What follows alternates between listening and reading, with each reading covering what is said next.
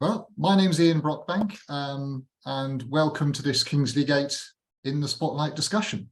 My guest this morning is Rob Morton, who is Managing Director of Route Services at Network Rail. He joined Network Rail in 2017 as Supply Chain Director and was then promoted to his current role, overseeing 6 operations businesses covering IT, supply chain, telecoms, procurement, shared services, and an engineering consultancy service to the UK railway.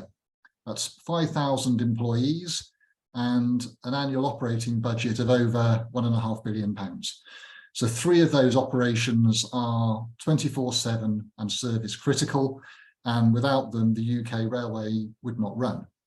Rob's background can be summed up really as building, leading and turning around struggling operations across various sectors, including MD supply chain at Centrica, which was his role prior to joining Network Rail. So that background perfectly prepared Rob for his current very challenging role, which presents constantly changing priorities. In short, if those services don't run perfectly every day, then literally millions of passenger journeys would be impacted.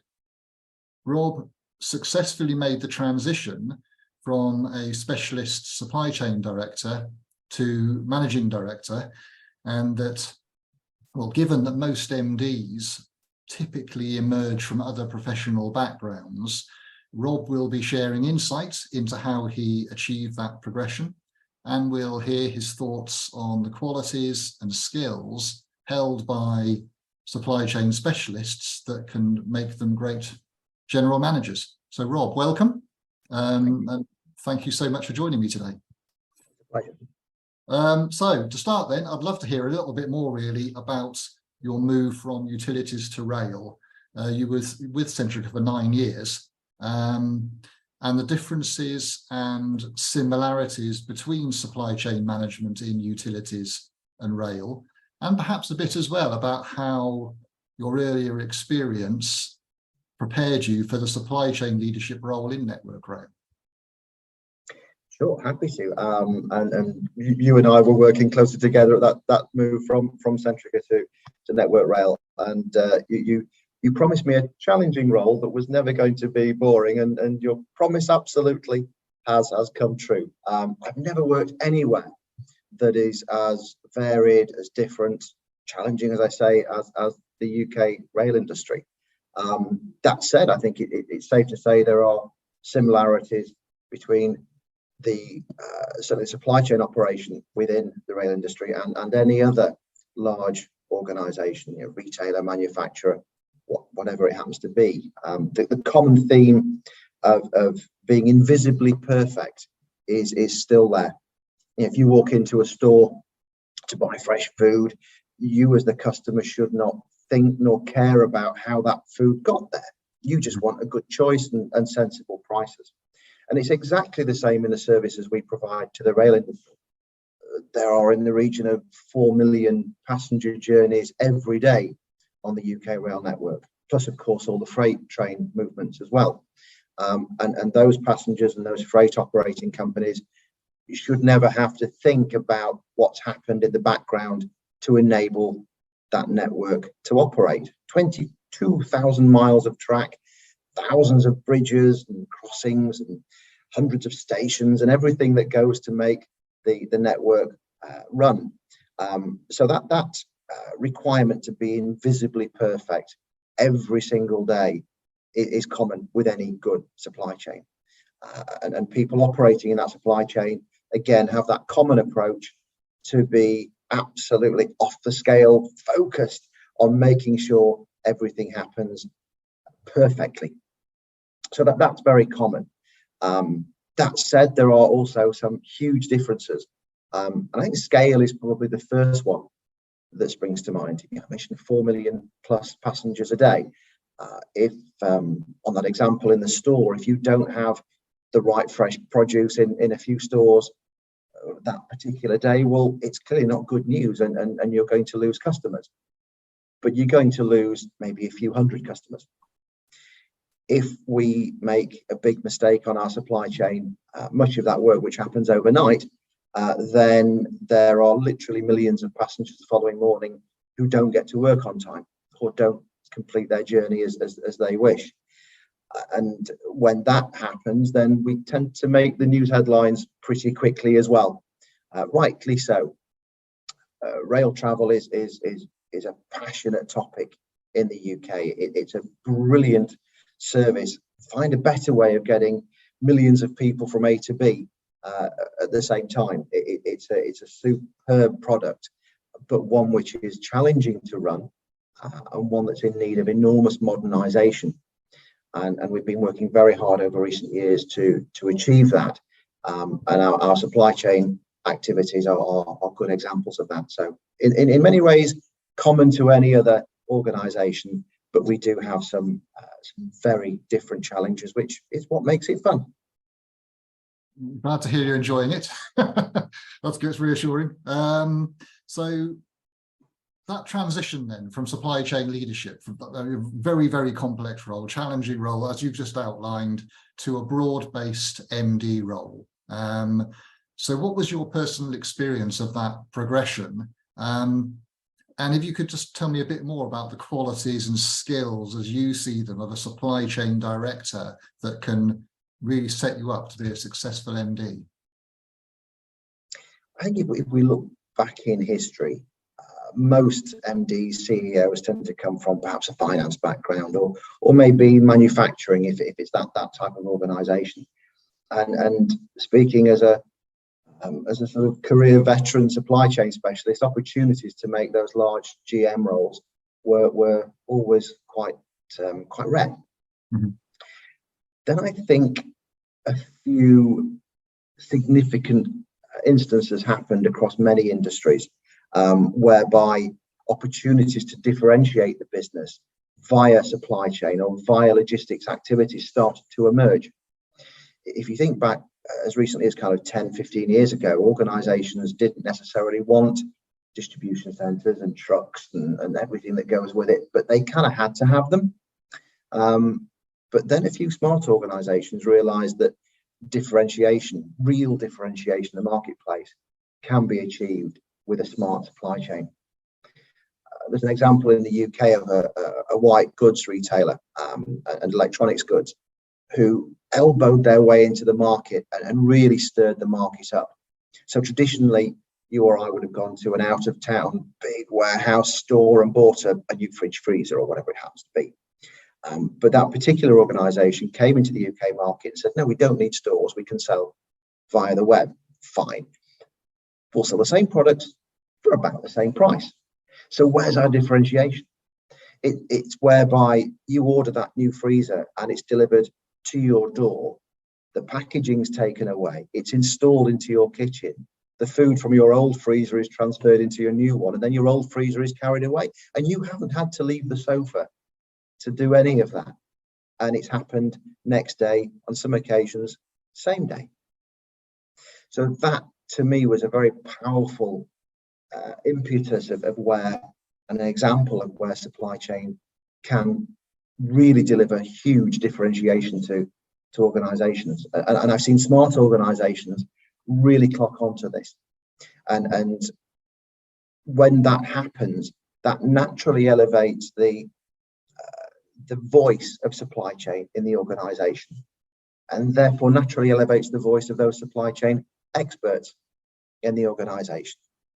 And we also had, of course, the little matter of the global pandemic in recent years. And a lot of organizations woke up to the fact that it doesn't matter how good their account systems are or how good their product design is, if they couldn't get raw material into their factories to make their products, well, then the cash register just stopped ringing.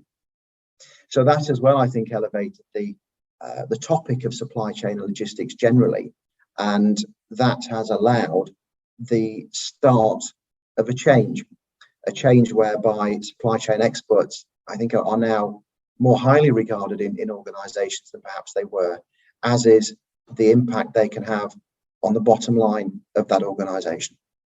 So I'm seeing examples where, and I'm possibly one where previously supply chain experts may have been in the background, just doing stuff that needs to be done, being invisibly perfect.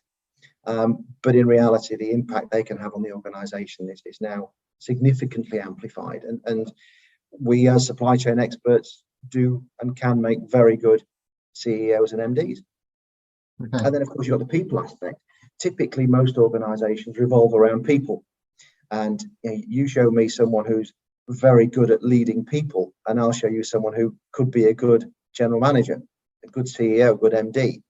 And supply chain operations individuals usually have grown up through the ranks, as indeed I have, as a sort of warehouse manager, transport manager, whatever. But you've grown up running large teams of people, learning how to motivate, steer, guide, and lead large groups of people. So that, I think, is another reason why supply chain experts now are starting to come to the fore, whereas other professions perhaps are still obviously have a huge amount to contribute, but maybe they haven't got that background in leading large teams that typically a supply chain expert might have. So various reasons. I'm just welcoming the change with open arms. As someone who's been in that supply chain profession for many years, it's great to see people like me and others getting the chance to run large organizations which maybe have more about them than just supply chain activity. Thank you. And in fact, a bit more then about the that current challenge. So you're MD of, as we have said, a mission and safety, or a number of mission and safety critical operations in Network Rail. And I'd love to hear a bit more about those key challenges, and I suppose in particular how the role has evolved during a time of really, I mean, you mentioned the pandemic. I mean, there's been a period of significant change and multiple challenges in the railway industry. So how your role has evolved during that period? It changes pretty much every day, if I'm honest with you, and it evolves in various different ways. But one of the big challenges we have in the UK rail is the modernity of the network. Large elements of it were built in Victorian times and clearly have had some investment, but equally I can take to parts of the railway that still look like they're in Victorian times. So having that requirement to evolve and develop a national infrastructure is a rare, possibly unique opportunity to get involved in something so challenging and so exciting. We also, of course, have enormous development programs, which typically are hundreds of millions of pounds, if not billions of pounds in scale, and getting those right with the socio-economic, the legislative challenges, and so on to make that operate successfully is also the opposite end of the scale from running a Victorian railway. You then have a lot of change, of course, around global warming and environmental issues. So we have such a wide range of temperature shifts we now have to ensure our network can accommodate. In the UK, the winters are getting wetter, the summers are getting hotter, and that generates an enormous challenge for us, given a lot of our track is down in gullies, in channels, in effect, in the ground. That's kind of not good for a wet environment. And the temperature range the network has to now accommodate from low minus figures up to pushing 40 degrees C. So that range and that engineering stress that it puts on the network equally has to be reflected in the way we change and mature our operations to support that. So the group of 6 businesses that I'm responsible for covers everything from the IT to the telco to engineering, consultancy, back office functions, procurement, supply chain, such a vast array. But the challenges that those different businesses have all have to come together in a cohesive solution which addresses those network challenges that we all face now.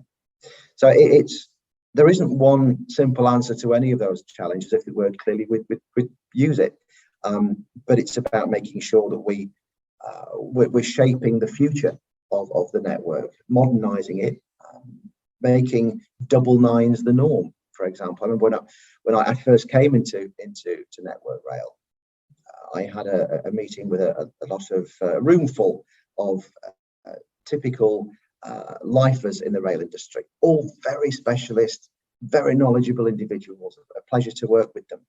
And you mentioned earlier, I came from Centrica, where double nines service level was the norm.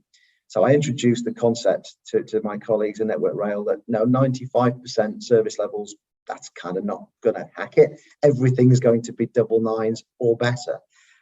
And that room full of individuals actually laughed at me. I'd been with the company about a week at the time, and there were very senior people in this room, and they literally laughed at me and said, yeah, good luck with that one, mate. And so I left the room considerably enthused, shall we say, and determined to prove them wrong. And I'm pleased to say that clearly not everything's perfect in the network. It never will be. It's a constant battle. But much of what we do now is double nines or better. So the challenge to inject that modernity, potentially bring track and train together under one operator, which is something we're looking at the moment as well. That challenge is huge, but we are genuinely making progress. Some of it is about being invisibly perfect. Some of it's about more overt development of new station developments or new engineering programs. But we're getting there, but there's a lot more to do, but it is a heck of a challenge. Absolutely fascinating. And many people, I think, would have been disheartened and put off by the reception that you received there. So clearly a bit of a lesson in perseverance as well, actually. Rob, that was absolutely fascinating. And I'm sure many watching, particularly supply chain professionals, will be reassured and I think inspired, actually, that their skills and knowledge give them clearly great grounding if they wish to progress to an MD role. Thank you very much for talking to me today, Rob, and for sharing your insight and story. It was an absolute pleasure. Good to see you again.